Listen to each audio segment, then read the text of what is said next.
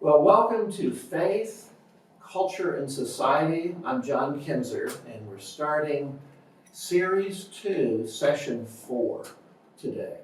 This session is on the Virginia colony at Jamestown. The whole session on one colony, because it's a very significant colony. The English are coming to Virginia. They have united with the London Company, sometimes called the Virginia Company of London.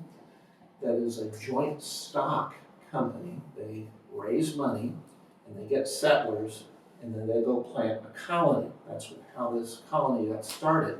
So right from the start, you see that the colony was there to gain money. It's a commercial colony. So 105 men are under the command of Christopher Newport. And they come, they land in Virginia. And they have a charter. The Charter of 1606 says that their purpose is to propagate the Christian religion to such people as yet live in darkness and miserable ignorance of the true knowledge and worship of God. So part of their motivation is to reach Indians, Native Americans who have not heard the gospel, but it's a mercantile colony, it's a commercial colony. A soldier of fortune, John Smith, is really the key person in this colony. He's a tough military figure. He's a soldier of fortune. He has fought in several wars on 2 different continents. He's a braggart, he's boastful, he's arrogant, he's all the things that would make you not want to follow him. Except he's a great fighter. He's great with the sword. Actually, when he was 15, he trained to be a knight. He had a squire, and he had a horse, and he trained for months to be a knight. So he's been picked as one of the 7 men who are on the council. But he's such a braggart, he has such arrogance on the trip, they lock him up on the ship. They lock him up so they don't have to listen to him and his criticisms. So it's a difficult colony. You can see it's divided from the very start, and its purpose is really to make a profit. That's the number one purpose. All the people were men. There were no families, no women, no children. It was always a struggle for this colony to grow food. Actually, of the 105, only 20 of those men were laborers. Only 20 were tradesmen. All the rest were gentlemen. They had been told that the New World had a lot of gold. And they expected to find gold on the beaches. When they landed, they expected to pick up gold nuggets off the beaches. That's how wrong their information was. We all know that you don't find gold on beaches, but they were looking for it. In fact, as soon as they landed at Jamestown, the men scampered off looking for gold before finding a place for a fort, before a water source, no water source, and of course John Smith was incensed. He was so angry, and he screamed and yelled at the men for being so childish and immature. So they finally pick a spot that's swampy. It has bad water. It's poor for farming. There's malaria. There are other diseases, so it's not a good place for a colony. Off to a bad start. Now, the other thing that caused them to be on a bad start was they had everything in common. They put any crops, any food, any animals they killed went into a common store, and each person got an equal share of the food. And of course, what did that do? It caused many who just didn't work. And so this created a problem, particularly when the governor of the council, a man by the name of Wingfield, was caught stealing from the store.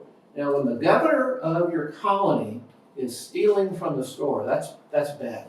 That's a bad sign as well. Shortage, starvation set in on the colony, and they eventually hand over the government to John Smith, and he begins to make an attempt to save the colony. So his solution to the immediate problem was to find more food, and he went to the Indian tribes nearby and stole corn from the Indian tribes. Of course, that made their relationship terrible, and the Indians hated these Englishmen. Okay, this was the Powhatan tribe of Virginia. On one expedition where Smith had canoes and they pulled up in boats to the Indian village, they filled the boats with corn after holding the Indians at point blank with their guns. And Smith writes, "We departed good friends," he wrote. So if that's good friends, if that's a good policy, that's not so good. A long-term solution that Smith had was to abandon the common store system, and instead of that communistic economic policy, they would turn and develop a policy where every person could eat what they produced. In fact, Smith said, "If you will not work, you will not eat." That was his policy. And so there was a high death rate due to the famine, due to the Native American attacks on the colony.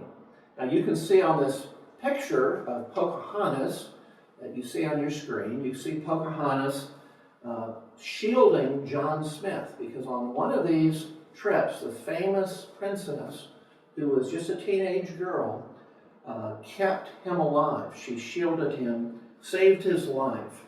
One author said this: "As a teenager, she providentially saved Captain John Smith's life, and Jamestown would have probably not survived as a settlement if it had not been for Pocahontas. For without Smith's leadership, the colony would likely have died." Well, Pocahontas later married an Englishman and was baptized as a Christian by the Reverend Alexander Whitaker. And she and her husband, John Rolfe, moved later to England. They moved back to England, and there she died in England years later. Well, in 1609, John Smith, who had been saved by Pocahontas from being killed, Smith had to return to England. He had a bad powder burn on his face due to an explosion. A gun went off and burned a large part of his face, so he had to return. But God providentially used that as Smith went back to England, a little Indian boy named Squanto, who we will later see with the Pilgrim colony, Squanto went to England with him. And Squanto, you'll learn more about him, but he becomes a huge help to the Pilgrim colony there in Massachusetts. Tobacco becomes a major crop. The Virginians there at Jamestown discover they have a good cash crop, and tobacco can be grown, but you can't eat tobacco. And so what they do is they grow too much tobacco and not enough food, and they still have a famine that strikes them. So they harvest this crop that grows wild like a weed. And predictably, the colony grows too much, a lack of self-government. And so you see famine come again. In 1619, there are three big events. I'm going to put that date on the board because the colony starts off in 1607, but by 1619, we have a kind of a red letter year, an important year. Three things happen. Number one, women come to Jamestown for the first time. And a shipload of women that are brought for these men who are at Jamestown to become their wives and their partners, they are unloaded at Jamestown. Not a great way to find your wife, but that's how the Virginians did that. Secondly, a Dutch ship has come to Virginia with a slave cargo. So the very first cargo of black slaves from Africa arrives, and the Virginians, sadly, buy the whole cargo. There's about 20 black slaves. Thirdly, representatives are chosen for the very first time, representatives of each of the settlers, and they meet together in the first representative assembly in the New World.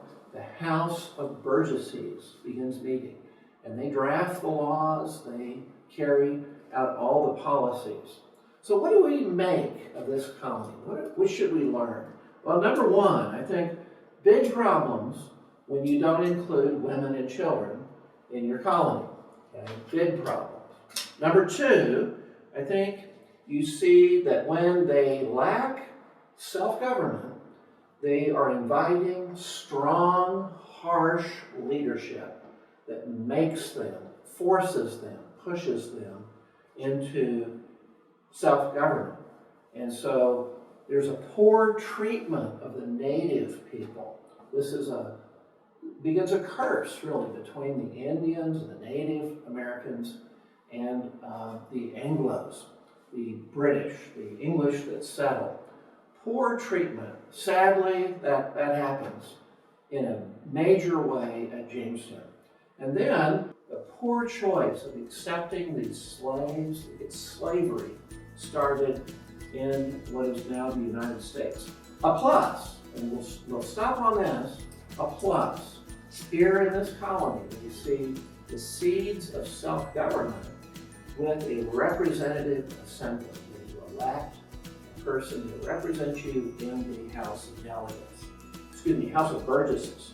Today, Virginia has a House of Delegates, which is the offshoot of the House of Burgesses. So God bless you as you study. I hope you have a great week ahead. Thank you.